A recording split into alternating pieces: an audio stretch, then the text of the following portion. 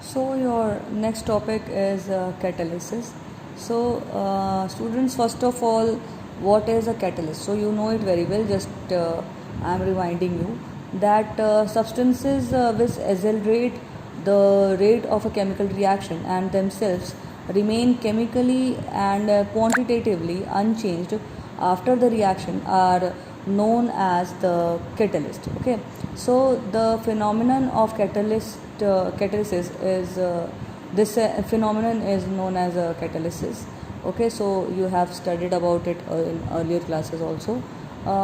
Next is your promoters and poisons. Two terms are used in the process of the catalysis. One is your promoters and one is your poisons. Okay, so promoters are substances that enhance the promoters and poisons, as I told you. Okay, so promoters are basically those substances that enhance the activity of a catalyst, while poisons are those substances which decrease the activity of the catalysis. Okay, or you can say that decrease the activity of catalyst. Okay, so for example, in Haber's process of manufacture of ammonia, molybdenum acts as a promoter for iron, in which is used as a catalyst. Okay, so the substances which enhance the catalytic activity is known as promoter, and which decreases the catalytic activity is known as poisons. Okay, so basically the catalysis is of two types: homogeneous and heterogeneous catalysis.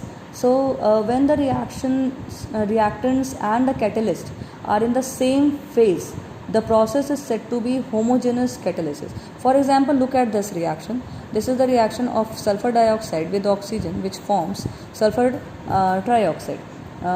Okay, and in this the nitrogen oxide is used as the catalyst. Okay, but here you can see that the sulfur dioxide is in gaseous phase, oxygen is also in gaseous phase, means both the reactants are in gaseous phase, and also the catalyst is also in gaseous phase.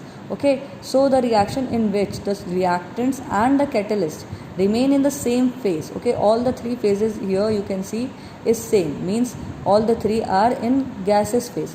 Okay, so this is known as the homogeneous catalysis. And when the catalyst and the reactants are not in the same phase, for example, look at this reaction.